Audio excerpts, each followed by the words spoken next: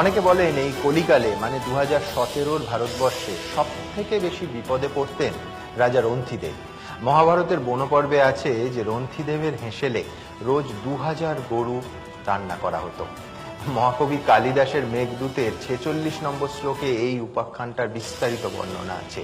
বিরোধীরা বলেন যে কেন্দ্রের শাসকের কল্যাণে এই যুগে জন্মালে মহাভারত দূরে থাক, রন্থিদেবের নাকি ভারতেই স্থান হতো না। আবার এর উল্টো ছবিটাও আছে। নবজাগরণের বাংলায় ডিরোজিওর অতি উৎসাহী ছাত্ররা গোমাংস খেয়ে যখন হাড়গুলো ব্রাহ্মণ পূজারীদের গায়ে ছুঁড়ে মারতেন, সেই অশিষ্ট আচরণে নাকি স্বয়ং ডিরোজিও কষ্ট পেয়েছিলেন। কেন্দ্রের শাসক শিবির বলে যে তথাকথিত প্রগতিশীলরা হিন্দু মৌলবাদ নিয়ে সক্রিয় বটে, কিন্তু মুসলিম মৌলবাদ নিয়ে তাদের নাকি গলা চড়ে না। এই দুপক্ষকে নিয়ে আমাদের আজকের যুক্তিতর্ক। আমি নিশ্চিত যে মাঝে মাঝে এই আলোচনা বজ্রগর্ভী হয়ে উঠতে পারে। আমরা এই অনুষ্ঠান যখন শুরু করতে চলেছি তার ঠিক 6 ঘন্টা আগে ভারতবর্ষের একটা বৃহৎ রাজ্য গুজরাটে বিধানসভায় সংশোধনী বিল পাশ হয়েছে এই মর্মে যে গোহত্যার শাস্তি যাবজ্জীবন। এই সমস্ত কিছু নিয়েই আমাদের আজকের সভার প্রস্তাব। গেরুয়া রাজনীতি বড়ই বিচক্ষণ, উন্নয়ন শিখে তুলে কসাইখানায় মন। প্রস্তাবের পক্ষে আমার প্রথম বক্তা তন্ময় ভট্টাচার্য। নমস্কার। আলোচনার বিষয় গরু। আচ্ছা, আলোচনার বিষয় যদি গরু না হয়ে গরুর পুত্র হতো তাহলে কেমন হতো? মানে গরুর পুত্ররা ঠিক কেমন হয়? গরুর পুত্ররা হয় ষাঁড়ের মতো একগুঁয়ে, অথবা বলদের মতো অপরিণত মস্তিষ্কের অংশীদার, যে প্রভু যেমন চাবুক চালায় তেমন ভাবে চলে। আর ষাঁড় মানে কলকাতা শহর থেকে শুরু করে গোটা রাজ্যে, বোধহয় গোটা দেশেই সবচাইতে বড় তোলাবাজ, যারা সবসময় বাজারে হাটে তোলা তুলে খায়।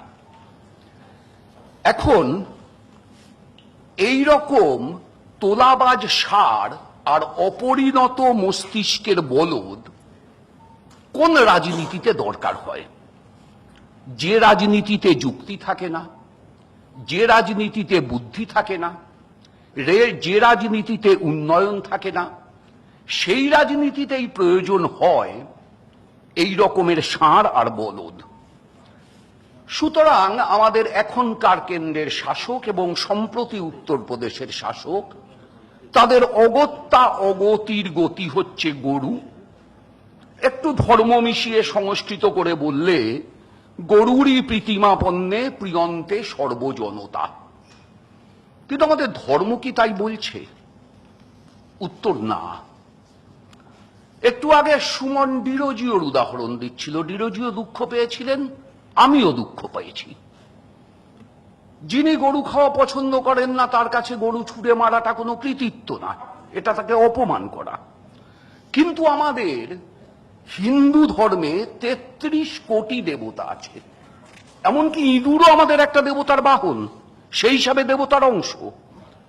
এখন এই যে এত দেবতা, এর তো অর্থ একটাই, যে আমরা আসলে পরমত সহিষ্ণু, আমরা আসলে সর্বসমন্বয়ে বিশ্বাসী।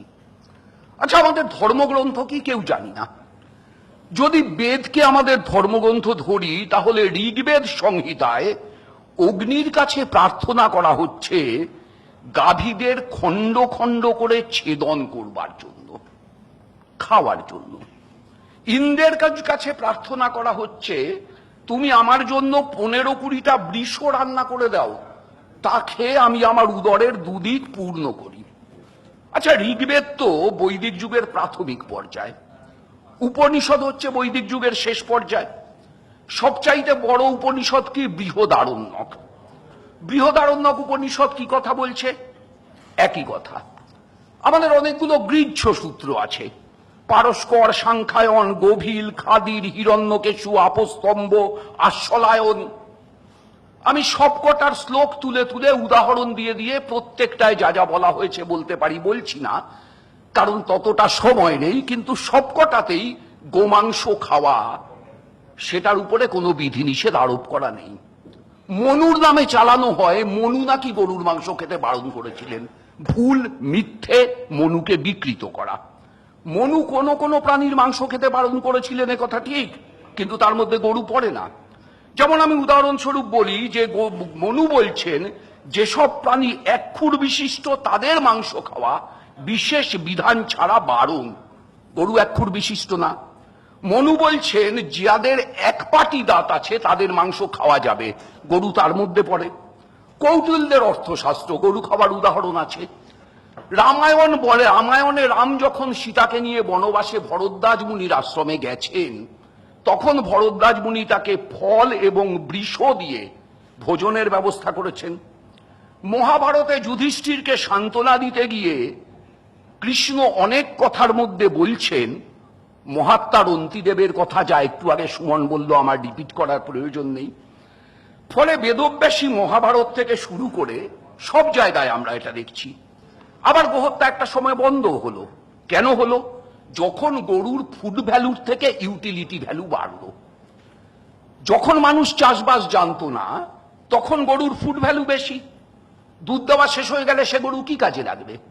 এইবার মানুষ চাষবাস শিখলো, লোহার লাঙল ব্যবহার করলো, বলদ দিয়ে লাঙল টানালে দ্রুত চাষ হচ্ছে, বেশি চাষ হচ্ছে। সেই জন্য তখন যত্রতত্র গরু বধ করা, আগেকার দিনে অশ্বমেধ যজ্ঞ, গোমের যজ্ঞ 100, 200, 1000, 500, যে যত বেশি বলি দিতে পারবে সে রাজার তত বেশি নাম হবে।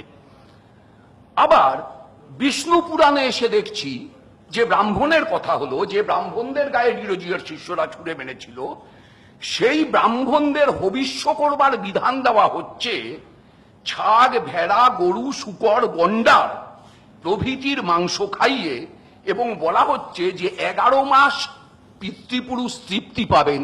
সহজ কথা, ব্রাহ্মণরা বছরে একবার ভালো ভোজন করতে চাইছে, এই জন্য এই সিস্টেমটা চালু হচ্ছে। এখন এই গোহত্যাকে রাজনীতিতে নিয়ে আসা হলো, এবং রাজনীতিতে নিয়ে এসে কি করা হলো? অর্থনীতির একটা সর্বনাশ করা হচ্ছে। সবচাইতে বড় কথা, ধরুন যে উত্তরপ্রদেশে 356টা স্লটার হাউস আছে, কসাইখানা। তার মধ্যে মাত্র 40টার লাইসেন্স আছে। 2014-15 সালে উত্তরপ্রদেশ 7,515 লক্ষ কেজি টন গোমাংস বিদেশে রপ্তানি করেছে। 1999-2000 সালে মোষের মাংস রপ্তানি হয়েছে 1.67 মেট্রিক টন।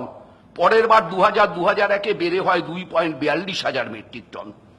গোহত্যা বন্ধ হলে কি হবে? গড়ে বছরে 1 কোটি গরু মোষ আরো বেড়ে যাবে, 5 বছর বাঁচবে। তার মানে সংখ্যাটা যে কোনো সময় 5 কোটিতে দাঁড়াবে। অতিরিক্ত খরচ 20,000 কোটি টাকা কে বইবে? ইন্ডিয়ান ভেটারিনারি কাউন্সিল তারা একটা হিসেব করে দেখেছে যে ভারতে মাত্র 60% গবাদি পশুকে খাওয়ানোর সঙ্গতি আছে। জেনে রাখা ভালো, আমাদের গবাদি পশুর সংখ্যা 50 কোটি, আর আমাদের চারণভূমি 50 লক্ষ একর, মানে 1 একর জমিতে 100টা গবাদি পশু। এটা হচ্ছে আমাদের দেশের হিসেব। আর চীনে চারণভূমি অনেক বেশি, গবাদি পশু অনেক কম। শেষ কথা, 2013-14 সালে লখনৌ কর্পোরেশনের একটা রিপোর্ট থেকে জানা যাচ্ছে ওই শহরে একদিনে গড়ে 100-র উপরে গরু ডাস্টবিনের দূষিত পচা খাবার এবং পলিথিনের প্যাকেট খেয়ে মারা যায়। যোগী আদিত্যনাথ গরুর সেবা করবেন না মানুষের সেবা করবেন? কাজ নেই, কৃষকের ফসলের ন্যায্য দাম নেই, আমদানি হুহু করে বাড়ছে, রপ্তানি শেষ। কোথায় যাচ্ছি আমরা?